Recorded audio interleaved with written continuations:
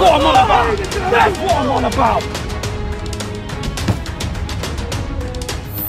How we doing, guys? Welcome to DT's Daily. Now on today's show we're going to take a look at all of the Europa League games last night.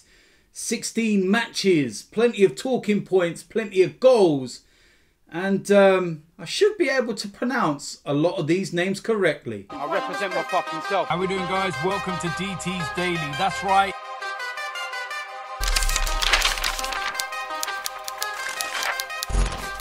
So of course we're going to take a look back at the Europa League action last night, the big European Cup competition. This is where it's all about, and I've got to try and put a smile on my face somehow. Dynamo Kiev against Club Brugge, and this was 1-1.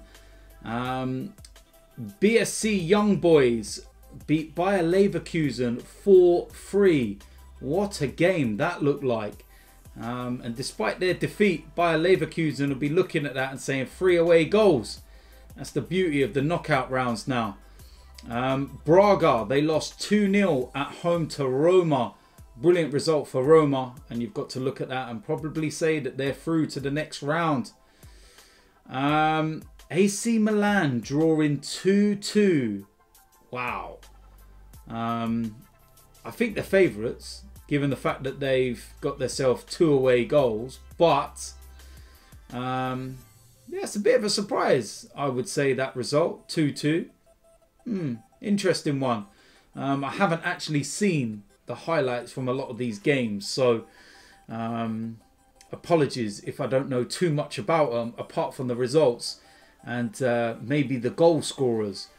But the one thing that you can guarantee, you know, now in comparison to the earlier rounds of the Europa League, is that I'm going to be able to pronounce a lot of these teams' names, because I know most of them, but yeah, we've still got a long way to go yet.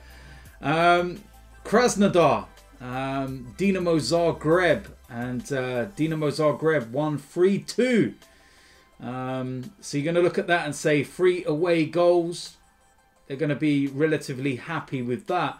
And what I did notice is that only 2 teams did not score away from home.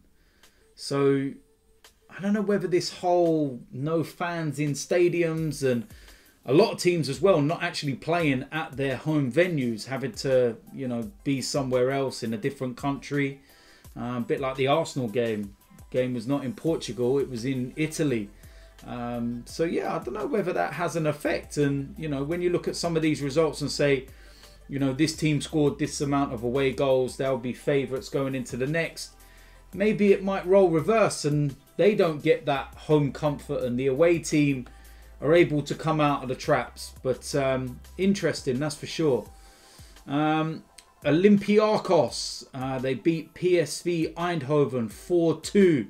And again, despite them winning the game 4-2, Eindhoven will look at that and say 2 away goals. You never know. RZ Pellets. What a nice easy draw that was for Spurs, with all due respect to them. And the result shows that as well. It was a 4-1 win to Spurs. They're already through. Let's be real about it. Real Sociedad against Manchester United, and this was an absolute battering. Manchester United winning 4-0, and again, ties over for me. Real Sociedad with Nacho Monreal in the team, but Bruno Fernandes with a couple of goals, Rashford with a goal, and Dan James in the final minute. And to be honest, it could have been a lot more than that. Manchester United were dominant throughout, and they'll feel that the tie is done. Slavia Prague, they drew 0-0 with Leicester. I suppose Leicester will say, yeah, it's not too bad, but on the flip side of that as well, no away goal, and that's dangerous. And I'm also looking ahead as well, and I'm thinking, you know what, I'm glad that they haven't got themselves a result like Manchester United or Spurs, because their next game immediately after the second leg is Arsenal. So from a selfish point of view, Leicester are going to have to, you know, put a full strength side out probably and really have to work. But on the flip side of that as well, so will Arsenal, given our result. What a game this was. Antwerp against Rangers, and Rangers won this game 4-3. Absolutely staggering the amount of goals that Rangers score, especially in the Europa League. But they were actually losing 3-2 until the 83rd minute. And then in the 89th minute, Antwerp had a player sent off and Rangers had a penalty. And he scored to put them 4-3 up. Now, I'll see the highlights of this game. And it's quite interesting when Rangers scored that fourth goal. The player that scored the penalty, Barisic, he went straight into the goalkeeper's face and was making his feelings known, shall we say. I don't know what the reasons for that were. I don't know whether there was some form of time wasting from the goalkeeper or a bit of kidology when they're looking to take the penalty, or I don't know. But something could definitely happened or was said. But Rangers, they're going to go into the next leg thinking, you know what? Yeah, we've got this one done, because 4 away goals. That's brilliant for them. Benfica, Arsenal, of course, I've spoken about this in great length. 1-1. And I feel this is a huge opportunity missed for Arsenal. Benfica were poor. They were there for the taking. And Arsenal should have won this game comfortably. And it's really, really annoyed me, this result, to be honest with you. Granada, they beat Napoli 2-0. It's a bit of a shock, that one. No away goal for Napoli either. Brilliant result for Granada. And they're going to feel that, you know, get an away goal at least next week.